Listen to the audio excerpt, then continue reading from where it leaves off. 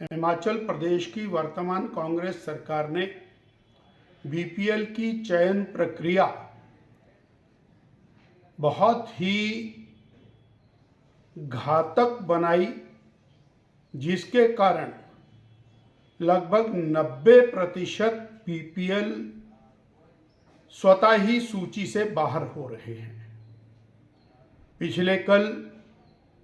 कुछ जिलाधीशों के माध्यम से जो सूचियां प्रकाशित हुई, उन सूचियों को देखने के बाद यह स्पष्ट हो गया कि अब बीपीएल समाप्ति की ओर अग्रसर है। चिंता की बात यह है कि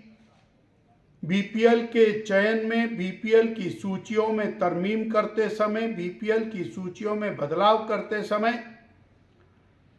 जो चुने हुए जनप्रतिनिधि हैं, पंचायतों के वार्ड पंच हैं, उप प्रधान है, प्रधान है, बीडीसी मेंबर, जिला परिषद सदस्य,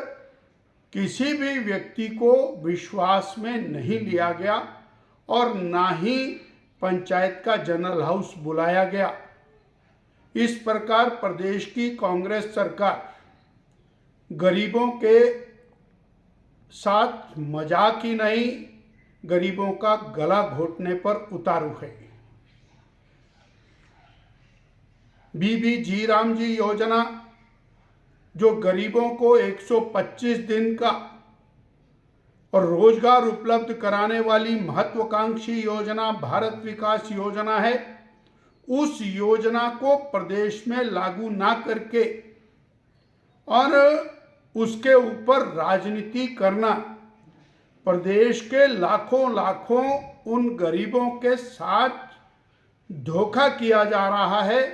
जो रोजगार प्राप्त करके अपना जीवन यापन भी और विकास के कार्य में सहभागिता भी दे रहे थे। केवल राजनीति करना, विषयों से भटकाना, इस काम में और प्रदेश की सरकार जुटी है। माननीय उच्च न्यायालय के अंदर दिया गया बयान,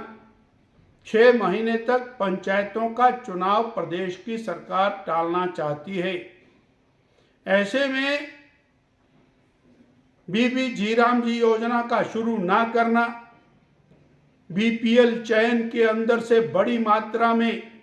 और गरीबों को बाहर निकालना और पंचायत प्रतिनिधियों को उसमें शामिल ना करना और ग्रामीण विकास को पूरी तरह से ताला लगा करके बंद कर देना,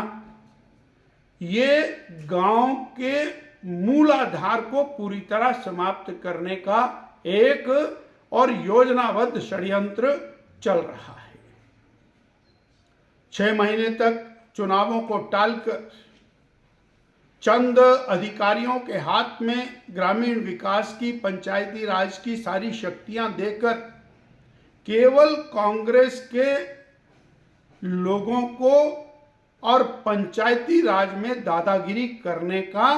अवसर प्रदान करने हेतु चुनाव को टाला जा रहा है। बीपीएल के चयन से चुने हुए प्रतिनिधियों को बाहर रखना, ये भी और एक जो चुने हुए प्रतिनिधि हैं उनके अधिकारों पर डाका डालना, अलोकतांत्रिक तरीके से कार्य करना। वास्तव में प्रदेश की वर्तमान सरकार ग्रामीण विकास, पंचायती राज के ढांचे को पूरी तरह से तहस नहस करने पर तुली है और ये किसी भी सूरत में अस्वीकार्य है।